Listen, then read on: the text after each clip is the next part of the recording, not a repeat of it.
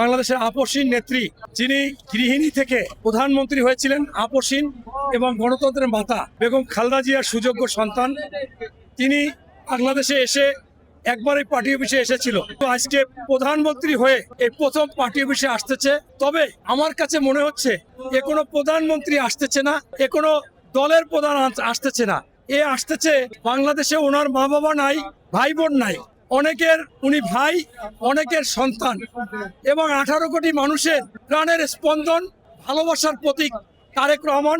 উনি সকলের সাথে মিলেমিশে আছে। আজকে দীর্ঘ প্রায় 1 মাসের বেশি বিএনপি ক্ষমতায়, সারা বাংলাদেশের নেতাকর্মী 1 সেকেন্ডের জন্য টের পাচ্ছে না যে বিএনপি ক্ষমতায়।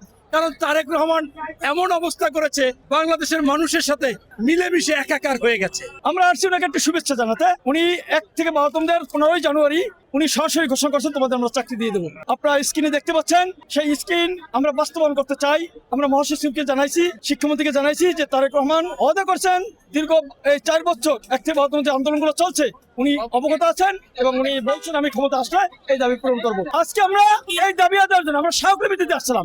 যেহেতু উনি আসবেন তাই ওনাকে একটু শুভেচ্ছা দিতে আসছি এবং আমাদের এই বিষয়টা যত ওনার নলেজে আবার যায়, ওনার দপ্তরে যদি আমরা স্মারকলিপি দিয়েছি, আমরা সেই জন্য ওনাকে আসলে দেখার জন্য এসেছি এবং শুভেচ্ছা জানাতে এসেছি। তার পক্ষ থেকে বলছে যে আমরা বিষয়টা দেখতেছি, জেনেছি এবং মহাসচিব বলছেন এটা যেহেতু শিক্ষামন্ত্রীর ব্যাপার, শিক্ষামন্ত্রী দপ্তরে উত্থাপন হলেই আমরা এটা বাস্তবায়ন করার চেষ্টা করবো। সড়কমন্ত্রী একই কথা বলছেন, স্পিকার মহোদয় একই কথা বলছেন যে সংসদ উত্থাপিত হলে বা ক্যাবিনেট উত্থাপিত হলে আমরা বিষয়টি বাস্তবায়ন করার চেষ্টা করব।